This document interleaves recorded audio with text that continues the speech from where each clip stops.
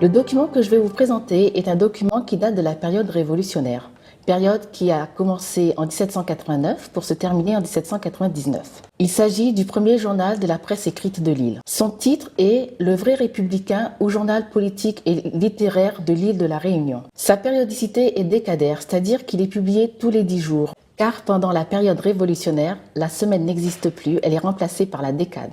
Il a pour devise une citation de Sénèque. Il en est de toute société comme des pierres d'une voûte qui ne se soutiennent que par leur réunion. Et donc sa première parution date de l'an 3 de la République, ce qui correspond à l'année 1794. Ce début de presse écrite est rendu possible par l'introduction dans l'île en 1792 d'une imprimerie, et ce dans le but de diffuser les décisions de l'Assemblée coloniale nouvellement créée.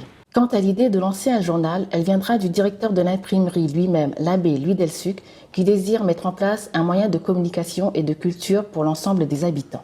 Les numéros qui sont conservés aux archives départementales sont les numéros 1, 4, 5, 6, 9 et 10.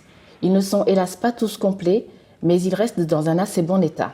Il est à noter qu'ils ont été imprimés sur du papier chiffon. Pour ce qui est du contenu du journal, il est intéressant de le comparer avec nos journaux d'aujourd'hui, dans lesquels on retrouve des rubriques telles que les événements sociétaux, politiques et culturels dans les communes et quartiers, les faits divers, les sports et le tout illustré de photographies. En 1794, l'actualité, c'était les décisions de l'Assemblée coloniale, les extraits des délibérations et arrêtés des chaumières. Alors les chaumières étaient des sociétés populaires qui avaient pour mission de veiller au respect des droits fondamentaux des citoyens.